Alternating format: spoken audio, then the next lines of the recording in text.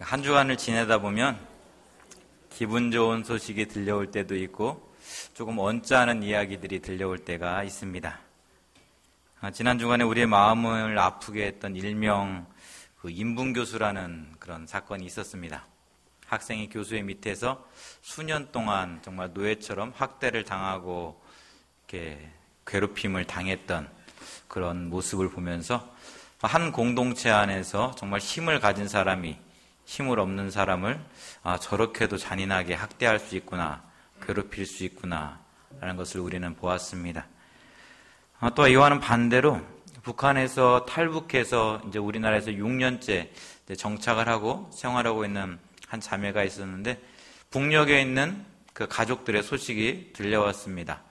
그 소식은 탈북한 자신으로 인해서 그 남아있는 가족들이 이렇게 고난을 당하게 됐다는 그런 이야기예요. 근데 고민을 하게 됩니다. 다시 내가 북으로 들어가야 되나? 나 때문에 남아있는 가족들이 정말 저렇게 고난을 당할 수 있다는데 내가 다시 돌아가야 되나? 이제 그때 시어머니가 이 자매에게 이야기하죠. 북녘에 있는 가족도 중요하지만 남한에서 새로운 가족, 새로 만든 이 가족도 중요하지 않겠냐라고. 그러면서 그 자매에게 그 며느리한테 이야기합니다. 내가 행복하면 나도 행복하다라고 말입니다. 우리 옆에 있는 분 한번 손 꼭 잡고 이렇게 한번 이야기해 줄까요? 집사님이 행복하면 저도 행복합니다.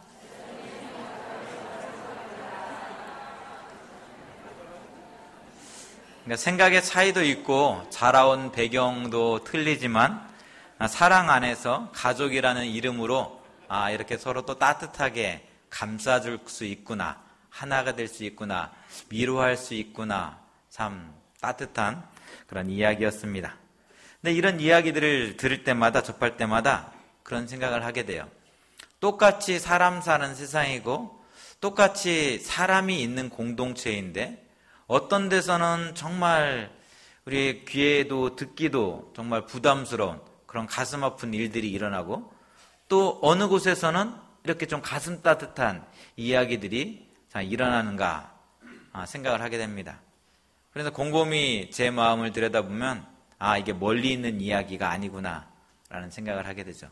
이 마음 속에도 한쪽에서는 또 선이, 한쪽에서는 악이 늘 수없이 막 일어나는 거예요. 어떨 때는 악이 또 저를 지배할 때도 있고 어떨 때는 선이 저를 지배할 때도 있고 악이 지배할 때는 세상 그 누구보다도 악한 사람이 이게 저예요. 또 선이 이렇게 지배하다 보면은 세상에서 가장 또 천사 같은 사람이 바로 저의 모습이기도 하고요. 그래서 이 모습은 어디 멀리서 들려오는 딴 사람들의 이야기가 아니라 내 안에 있는 나의 이야기구나 라는 생각을 하게 됩니다. 이 모습은 나이가 어리다고 해서 이렇게 나이가 또 많다고 해서 어떤 구분되어지는 그런 이야기가 아닙니다. 이제 유수가 돌이 갓 지났죠. 근데 이 아이가 이제 요즘에 곤지곤지를 해요. 곤지곤지. 그러니까 곤지곤지를 하면 하면서 이제 엄마 아빠가 막 웃어주는 거예요. 근데 이걸 아는 거예요. 자기가 이걸 하면은 이게 뭔지는 모르겠지만 이걸 하면 엄마가 웃어주고 환하게 반겨준다는 걸. 근데 누나하고 둘이 막 놀다가 잘못을 해갖고 이제 엄마가 누나를 막 혼을 냅니다. 그러면 유수가 엄마를 쳐다보면서 이러고 있어요. 누나가 혼나는 걸 봤거든. 그러니까 이걸 하면 엄마가 이걸 하면 이렇게 활짝 웃어주고 막 좋아했어. 그러니까 이제 이렇게 하고 있는 거예요. 이게 인간의 본능이라는 거예요. 누가 가르쳐 준 것이 아니라 이렇게 해야 내가 사는 거구나. 이렇게 해야 내가 혼을 안 날 수 있구나. 그러니까 자연스럽게 그냥 배우는 거예요. 삶 속에 그게 우리 몸 속에 그게 들어있는 거예요. 그렇게 행동을 한다는 거예요. 오늘 본문의 말씀 제가 12절에서 16절의 말씀을 우리 공동번역 성경으로 다시 한번 제가 읽어드리겠습니다. 12절에서 우리 16절 말씀입니다. 그러므로 형제 여러분, 우리는 과연 빚을 진 사람입니다. 그러나 육체의 빚을 진 것이 아닙니다. 그러니 우리는 육체를 따라 살 의무는 없습니다. 육체를 따라 살면 여러분은 죽습니다. 그러나 성령의 힘으로 육체의 악한 행실을 죽이면 삽니다. 누구든지 하나님의 성령의 인도를 따라 사는 사람은 하나님의 자녀입니다. 여러분이 받은 성령은 여러분을 다시 노예로 만들어서 공포로 몰아넣으시는 분이 아니라 여러분을 하나님의 자녀로 만들어주시는 분이십니다. 그래서 우리는 그 성령을 힘입어 하나님을 아빠, 아버지라고 부릅니다. 바로 그 성령께서 우리가 하나님의 자녀라는 것을 증명해 주십니다. 또 우리의 마음속에도 그러한 확신이 있습니다. 그렇습니다. 우리가 육체의 빚을 진 사람이라면 육체가 원하는 대로 살아가면 됩니다. 그러나 저와 여러분은 육체의 빚을 진 사람이 아니라 예수 그리스도에게 빚을 진 사람들입니다. 저의 죄 때문에 제가 죽어야 되는데 예수님께서 대신 십자가에서 죽으셨습니다. 그 빚을 지고 있는 것이 저와 여러분입니다. 그러기에 우리는 예수님의 뜻대로 살 수 있어야 합니다. 그리스도의 영을 따라서 성령을 따라서 살아가야 합니다. 사도는 이렇게 이야기합니다. 육체를 따라 살면 죽습니다. 반대로 육체의 악한 행실을 죽이면 삽니다. 성령의 인도를 따라 사는 사람이 하나님의 자녀입니다. 성령이 여러분을 하나님의 자녀로 만들어 주셨습니다. 바울의 고백처럼 육체를 따라 살면 죽기에 살려면 육체를 따라 살면 되지 않습니다. 반대로 육체의 악한 행실을 죽이면 살기에 우리는 육체의 악한 행실을 죽이고 살아야 합니다. 그렇게 사는 것이 하나님의 자녀라고 주님은 오늘 우리에게 말씀하고 있습니다. 그럼 어떻게 살아가는 것이 성령의 인도함을 따라 사는 모습일까요? 영과 육의 움직임을 잘 바라볼 수 있어야 합니다. 한번 따라해 볼까요? 영과 육의 움직임을 잘 바라봐야 합니다. 우리 로마서 7장 24절 25절의 말씀을 우리 같이 한번 읽겠습니다. 7장 24절 25절 말씀입니다. 함께 읽습니다. 오호라 나는 공고한 사람이로다. 이 사망의 몸에서 누가 나를 건져내랴. 우리 주 예수 그리스도로 말미암아 하나님께 감사하리로다. 그런즉 내 자신이 마음으로는 하나님의 법을 육신으로는 죄의 법을 섬기노라. 아멘. 바울은 데살로니가전서 5장에서 인간의 구조를 영과 혼과 육으로 만들어져 있다라고 그렇게 이야기합니다. 근데 여기서 영이란 하나님에 의해서 창조된 영인과 동시에 하나님의 영, 성령이 거함입니다. 즉 피조물에게 하나님 체험의 가능성이 주어진 그 씨앗이라고 이야기할 수도 있습니다. 이 영은 사람으로 하여금 하나님을 찾고 하나님을 향한 갈급함을 품게 하기에 이를 통해서 우리는 하나님을 만나게 되고 하나님을 경험하기도 합니다. 혼은 인간의 마음을 이야기합니다. 이 마음은 영에 의해서 지배를 받기도 하고 육에 의해서 지배를 받기도 합니다. 그래서 마음이 청결한 자는 하나님을 볼 것이다 라고 주님은 말씀했는데 마음이 정말 그리스도의 영에 의해서 하나님의 영에 의해서 성령의 영에 의해서 지배를 받게 될 때 악한 것들이 육적인 생각들이 사라지고 없기에 깨끗한 호수와 같이 잔잔한 호수와 같이 그 안에 있는 하나님의 영을 우리는 보게 되는 것입니다. 반대로 마음에 풍랑이 일고 이 호수에 잔잔한 호수에 풍랑이 일고 파도가 치면 아무리 깨끗한 호수라 할지라도 아무리 그 호수 안에 귀한 것이 들어있다 할지라도 우리는 그 호수에 그 귀한 것을 볼 수가 없습니다. 풍랑에는 파도를 볼 뿐이요 그 파도와 함께 출렁이는 어떤 나무 조각들, 쓰레기 더미들만 볼 뿐입니다. 그래서 우리가 마음이 청결하지 못하면 하나님을 볼 수 없는 것입니다. 한 예로 우리는 예배하는 이 자리에 하나님의 임재를 고백합니다. 하나님이 함께하고 있음을 고백합니다. 말씀으로 우리와 함께하고 있고 찬양 가운데 기도 가운데 우리와 함께하고 계십니다. 그런데 어떻습니까 여러분?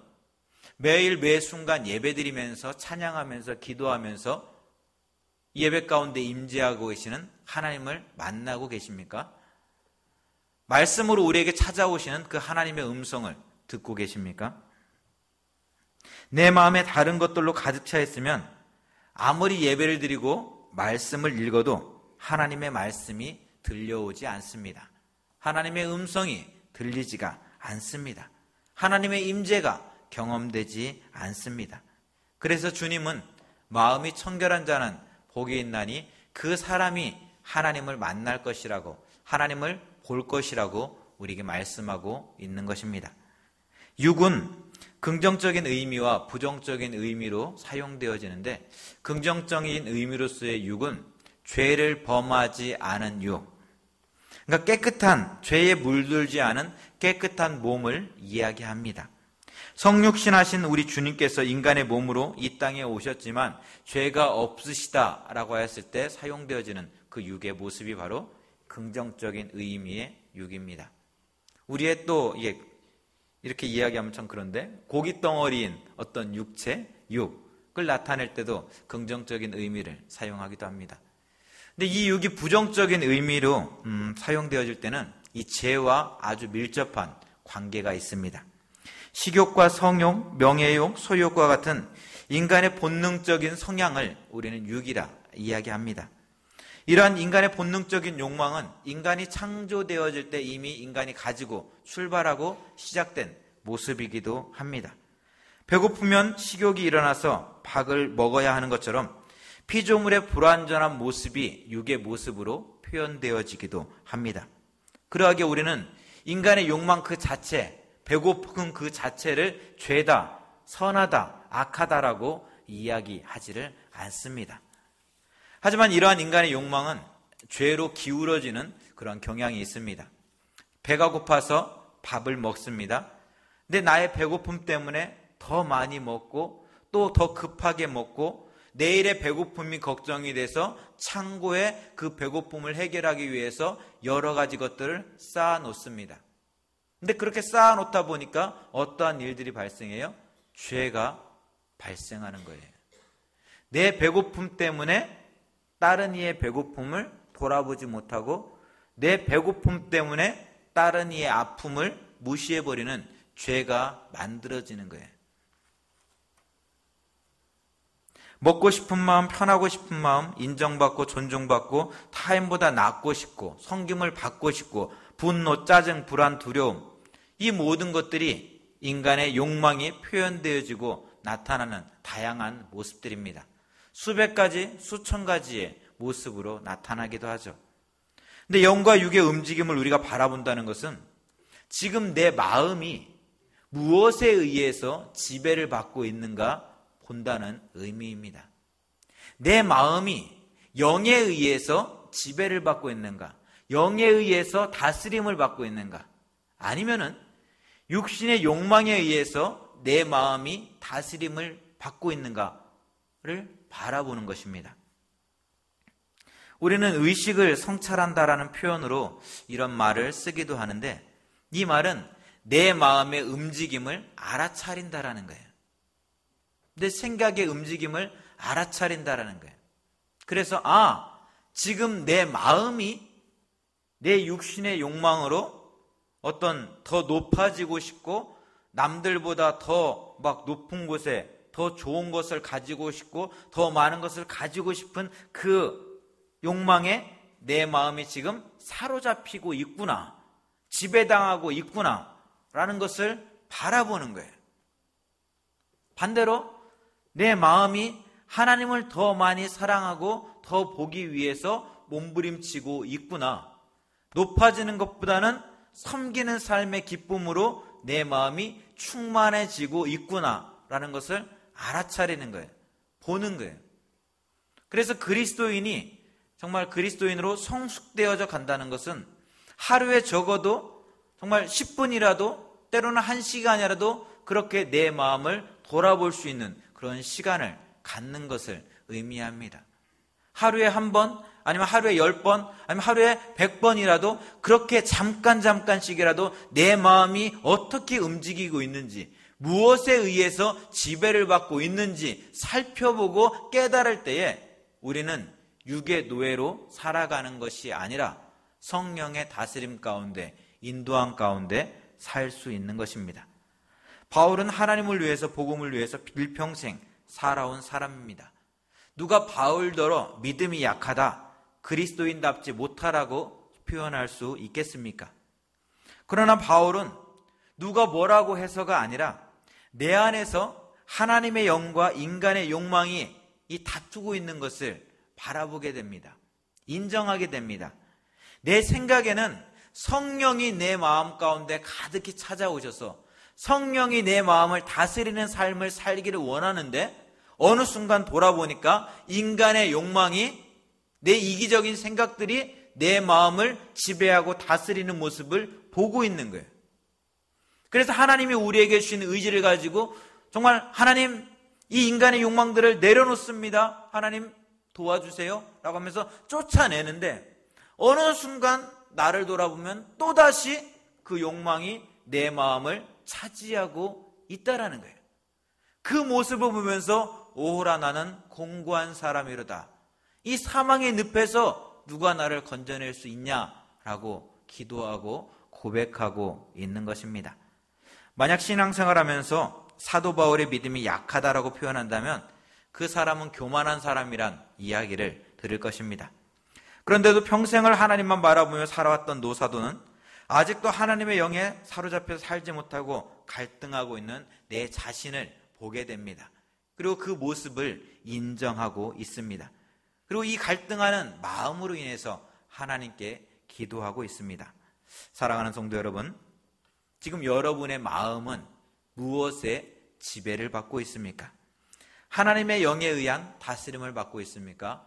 아니면 인간의 욕망에 의한 다스림을 받고 있습니까? 섭섭함, 버림받은 느낌, 때로는 기분 나쁜 거, 역겨운 거, 억울한 거, 무시당하는 거, 분노, 질투, 이 마음이, 이 생각이 하나님의 마음일까요? 하나님께로부터 온 생각들일까요? 아닙니다. 내 육신의 욕망으로부터 만들어진, 나오는 생각들입니다.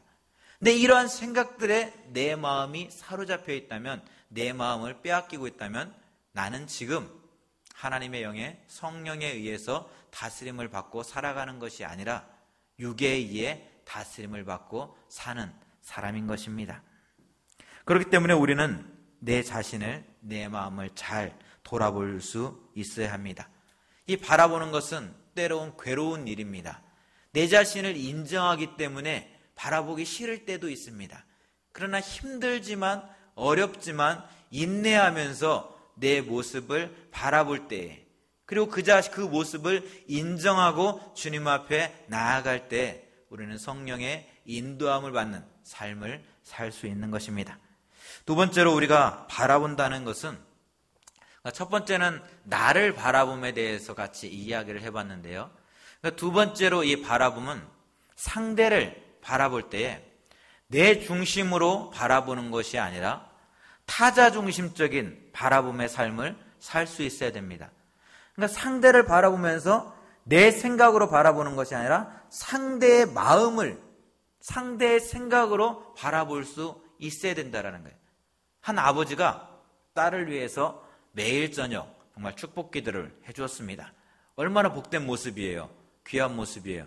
희수가 조금 크니까 요즘에 이제 막 기도해달라고 막 잠자기 전에 오기도 하더라고요. 아빠가 기도해주고. 너무나 복된 모습이잖아요. 근데 이 아버지가 딸의 정말 머리에 손을 얹고 늘 기도해주는데, 하나님, 사랑하는 우리 딸 서울대학 갈 줄 믿습니다. 왜요? 좋은 기도 아니에요? 그렇게 매일 기도해주는 거예요. 근데 이 딸이 고3이 되었을 때 이 딸이 미쳐버렸습니다. 왜 그럴까요? 기도를 해준다고, 축복을 해준다고 기도를 하고 있는데 내 욕망을 딸에게 막 붓고 있는 거예요. 내 이기적인 생각들을 딸에게 막 강요하고 있는 거예요. 그러니까 그것을 견디지 못하고 이 딸이 미쳐버리는 거예요. 아버지는 분명 딸을 사랑해서 기도해 주었는데, 정말 딸을 너무나 아끼고 사랑해서 기도해 주었는데, 그 기도가 정말 딸의 마음을 읽고 정말 딸이 지금 원하는 것이 무엇인지, 지금 딸이 필요로 하는 게 무엇인지를 바라보고 기도하는 것이 아니라 내 욕망을 그대로 딸에게 표현해냈을 때 그 딸이 견딜 수 없었던 것입니다. 사도행전 3장에 보면 베드로와 요한이 성전 미문에 앉아 구걸하는 한 사람을 만나는 이야기가 나옵니다. 이들의 만남 속에서 정말 나 중심이 아닌 타자 중심적인 바라봄이 무엇인지에 대해서 바라보다라는 단어의 변화를 통해서 우리는 알게 됩니다. 3장 3절에서 5절까지 이 바라보다라는 단어가 4번에 걸쳐서 나오는데요. 첫 번째 쓰인 단어는 에이도라는 그런 단어입니다. 이 단어는 주목하지 않고 보다라는 의미가 있어요. 그러니까 성전 미문에서 막 구걸을 하고 있는데 베드로와 요한이 기도하러 성전에 올라가는 거야. 그러니까 한 푼 줍쇼! 한 푼 줍쇼! 왜? 사람이 지나가니까 내가 소리쳐야 저 사람이 나에게 주겠구나 하면서 그냥 소리치는 거예요. 그때 봄을 갖다가 우리는 그냥 주목하지 않고 보다라는 그런 표현을 씁니다. 두 번째 단어는 아테니사스라는 단어인데 이 외치는 소리를 듣고 베드로가 거린을 바라볼 때 사용되어진 단어입니다. 이 단어에는 주목하여 보다, 뚫어지게 쳐다보다라는 그런 의미가 있어요. 그러니까 상대는 좀 도와주세요 라고 그냥 허공에 그냥 외치는 거예요. 왜? 수많은 사람들이 지나가면서 다 도와줬겠습니까? 아니죠. 듣고 마음의 감동을 받은 사람만 도와줬겠죠. 그러니까 그냥 외치는 거예요. 근데 그 외침 소리에 베드로는 그 사람을 뚫어지게 쳐다보는 거예요. 주목하여 쳐다보는 거예요. 이 사람에게 진짜 필요한 것이 무엇인가? 이 사람이 정말 원하는 것이 무엇인가? 그 모습을 뚫어지게 쳐다보고 나서 외치는 소리가 음과 금은 내게 없거니와 내게 있는 것으로 곧 내게 주느니 곧 나사렛 예수의 이름으로 일어나 걸으라 라는 말씀입니다. 세 번째 단어 이 블레포는 인지하다, 알아차리다라는 그런 단어입니다. 뚫어지게 쳐다본 베드로는 그래요. 여보세요. 내 말 좀 똑바로 잘 생각하면서 들어보세요. 주목하면서 들어보세요. 건성으로 듣지 말고 잘 생각해서 기억해서 들어보세요. 그때 보다라는 단어가 블레포라는 단어예요. 그리고 네 번째 단어가 이제 마지막으로 쓰는 게 에피쿠라는 단어인데 이 단어는 이제 굳게 주목하여 바라보다라는 그런 의미가 있습니다. 베드로가 당신 똑바로 나 쳐다봐. 잘 생각하면서 내 말 좀 들어봐. 라고 이야기했을 때 이 남자가 그러는 거예요. 주목하여서 그래? 지금까지 지나간 사람들하고는 다르네. 동전 한 입 던져준 사람하고는 다르네. 이 사람이 나에게 무슨 말을 할까? 이 사람이 나에게 왜 그러지 하면서 주목하여 그 사람을 베드로를 바라보고 있는 거예요. 이때 베드로가 나사렛 예수의 이름으로 일어나 걸으라 라고 말씀하고 있는 것입니다. 내 생각으로 바라본다면 성전으로 기도하러 가는데 부정하게 왜 불러? 아니면은 그래 하나님께 가니까 그래 이 사람 도와주고 기쁜 마음으로 그래 선한 일을 했지 하나님이 기뻐하시는 일을 했지 그 마음으로 올라가야지 라고 생각할 수도 있습니다. 그러나 그 사람의 마음이 어떠한지가 중요한 것이 아니라 기도하러 올라가는 내 자신이 중요할 뿐입니다. 그래 선하게 행동한다는 것이 우리가 연못에서 헤엄치는 물고기를 보면서 아이고 물에 빠져 죽겠네 건져내는 원숭이와 같이 나 중심적인 삶을 살 수 있게 하는 것입니다. 그러나 이와 반대로 우리가 상대를 중심으로 생각해 보면 이 사람에게 필요한 것은 동전 한 입이 아니라는 것을 우리는 금방 알아차리게 됩니다. 패배의 영, 분노와 아픔의 영으로 사로잡혀 있는 그 사람의 마음을 보게 될 때 겉모습이 아니라 분노와 패배와 원망으로 사로잡혀 있는 그 마음이 해방되는 것, 그 인간의 욕망에서부터 놓여서 하나님의 영에 붙들림 받는 것, 그것이 정말 이 사람에게 필요한 것이다라는 것을 우리는 알게 됩니다. 베드로는 알게 됩니다. 그래서 외치는 거예요. 내가 당신에게 줄 음과 금은 없습니다. 지금 당신이 필요한 것은 은과 금일지 모르지만 내가 당신을 똑똑히 보니까, 뚫어지게 쳐다보니까 은과 금이 아니라 내게 줄 것이 있습니다. 당신에게 줄 것이 있습니다. 그것은 바로 나사렛 예수 그리스도의 이름입니다. 라고 당당하게 선포할 수 있는 것입니다. TV 동물농장에서 동물과 커뮤니케이션을 하는 동물 커뮤니케이터 하이디라는 여자가 나온 장면이 있었습니다. 좀 시간이 지난 이야기죠. 근데 일본에서 돌고래를 한 마리 딱 수입해 온 거예요. 그러니까 돌고래 쇼를 하는 데에서 수입해 와갖고 조련사들이 이 돌고래를 막 조련을 하려고 하는데, 이 조련사들의 마음과 다르게 돌고래가 한쪽 구석에서만 계속 그냥 머무는 거예요. 같이 어울리지도 않고 조련사들이 막 억지로 끌어내서 가운데로 놓으면 다시 뿌리치고 한쪽 구석에 가서 그냥 끙 하고 그냥 있는 거예요. 너무나 안타깝고 답답해서 이 하이디라는 여자를 불러옵니다. 저 돌고래라는 녀석이 왜 그런지 좀 봐주십시오. 근데 그 모습을 한참 동안 지켜보던 하이디가 이야기하는 거예요. 지금 돌고래는 자기 스스로 벌을 받고 있다라고 생각합니다. 깜짝 놀랐죠. 아니, 이게 무슨 소리야?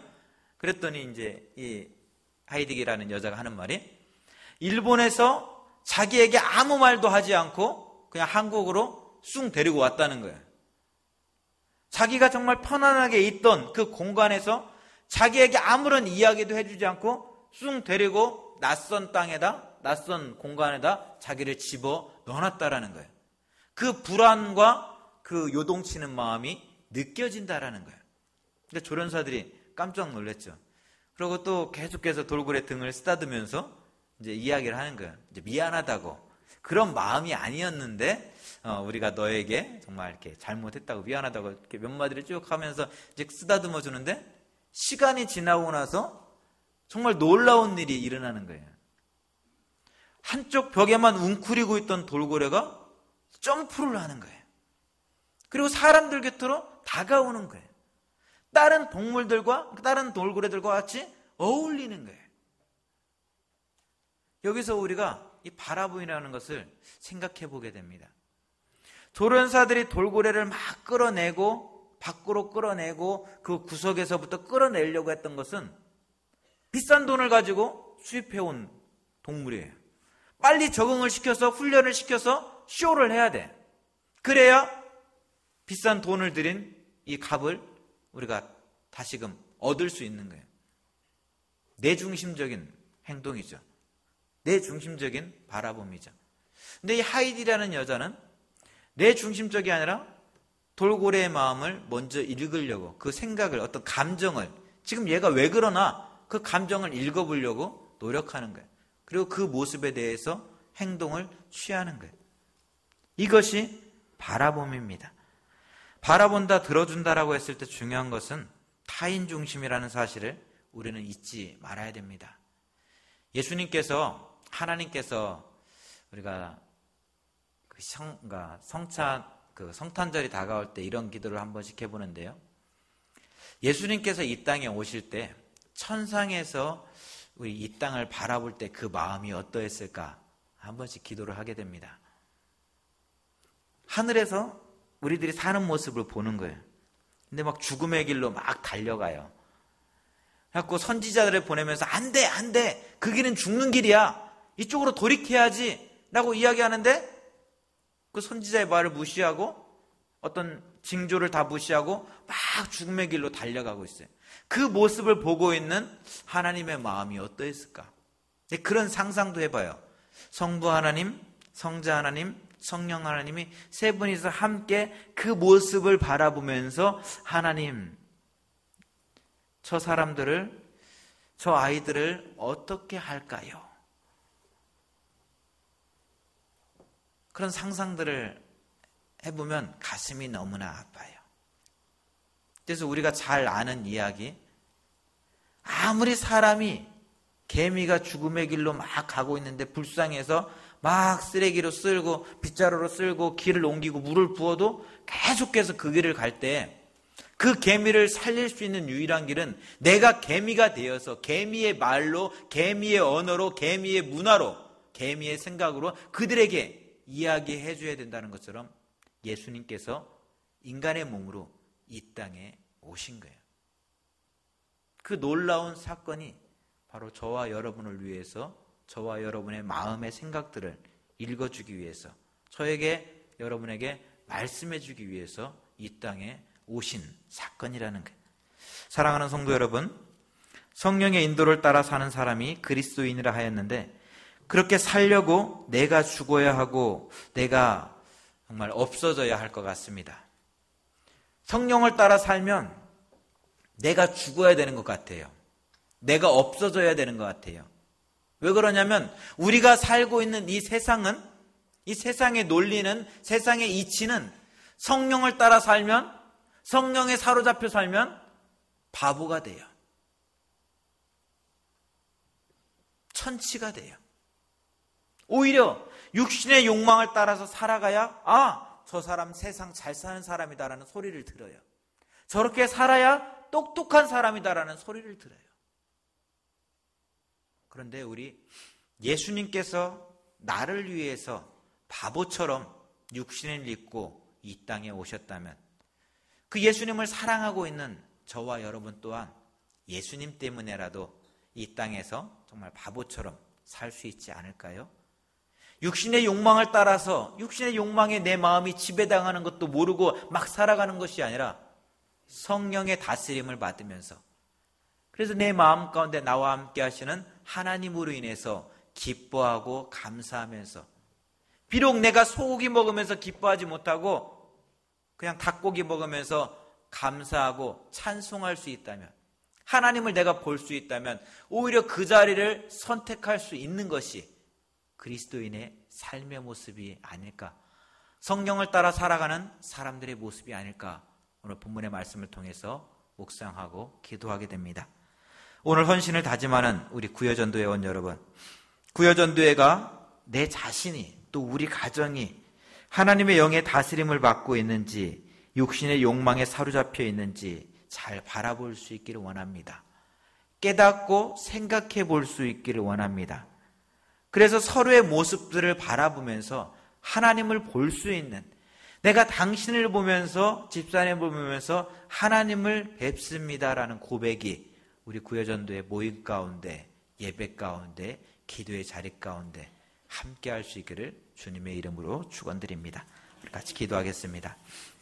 하나님 감사합니다.